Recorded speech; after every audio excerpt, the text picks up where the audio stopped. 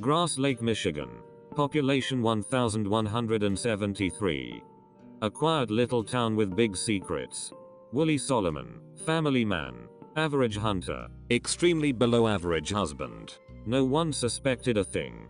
Disadvantaged at birth with his huge head and these large stinky feet. Many people would have chosen to adopt him out or maybe put him down.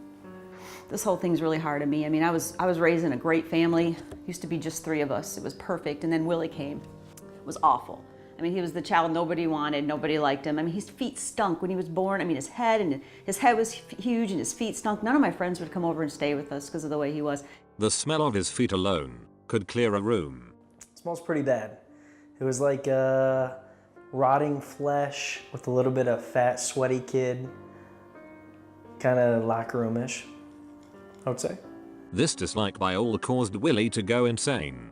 He turned to his evil feet to cope. He would actually pick his feet and he would take the dry skin, roll it up into a cigarette pouch and smoke it. When he did that, he became out of control. He became a monster. He became addicted to the LSD type trip that he would take while smoking his foot skin.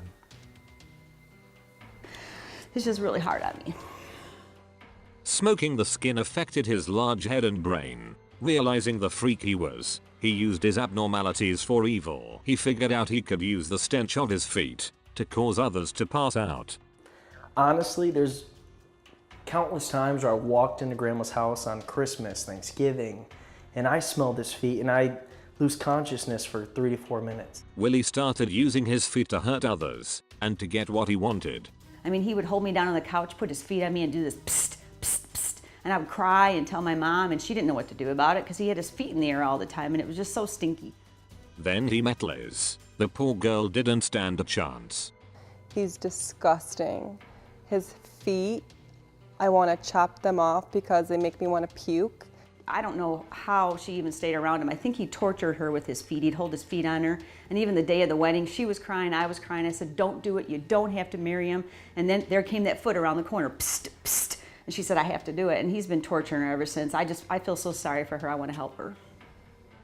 Throughout the relationship, he would get home and I would just be waiting for him to take his shoes off. I did not want that. And I would just keep staring at him and he'd be like, what's wrong?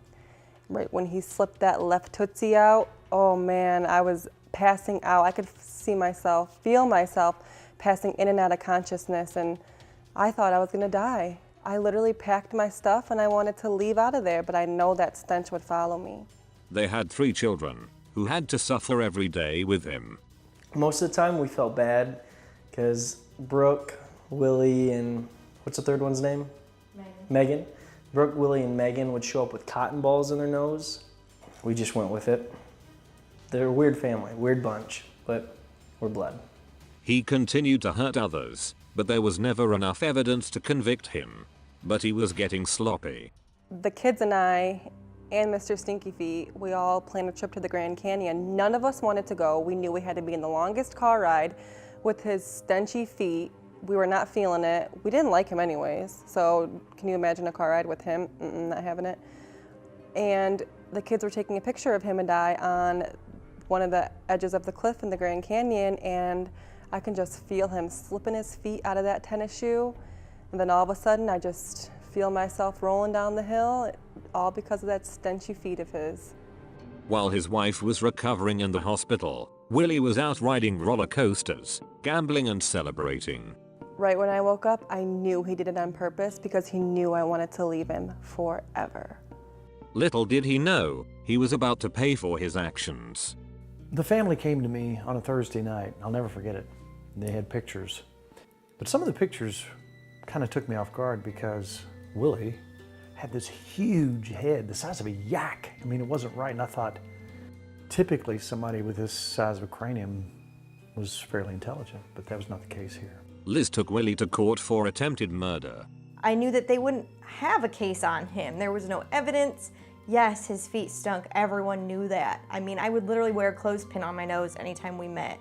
When we took the case in front of the jury, first of all, it took 3 days to find a jury who could look at the pictures and not get sick. Even the pictures, from the pictures, you could smell the feet.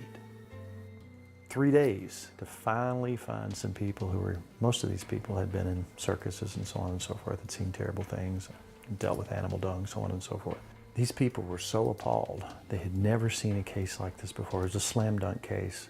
I absolutely know Uncle Willie had a plot. You know, I don't know if she had a life insurance policy.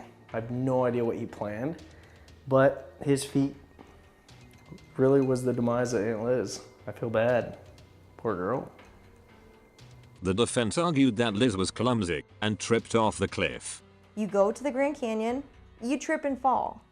I've heard Liz is a little slow mentally. I mean, they said that she was always one step behind. I don't want to use the R word, but in this case, I believe slow, retarded. I mean, we'll just put it out there. Liz was retarded. And I was in the courtroom. I'm glad they didn't call me to be, a witness and have to go up there because I couldn't take it. But, Willie was in there, and just the stench while we were all in there, it was just awful. I mean, people were throwing up. I didn't eat for 3 days. I mean, it's just between that and his big old head laying all over his feet and stuff, it was just gross. I didn't even want to talk about it. I turned the cameras off. I can't do this. 22 seconds after they entered the room, they came back with a guilty verdict. It was unanimous. Guilty on all charges. I was so happy when they found out that he was guilty. My heart just filled with joy. Little did they know, he had a trick up his sleeve. We knew from the get-go, if any of this were to happen, we were going to plead insanity. I mean, honestly, if you think about it, his weapon of choice was stinky feet. Insanity works in this case. I knew we had it in the bag. I knew we were fine.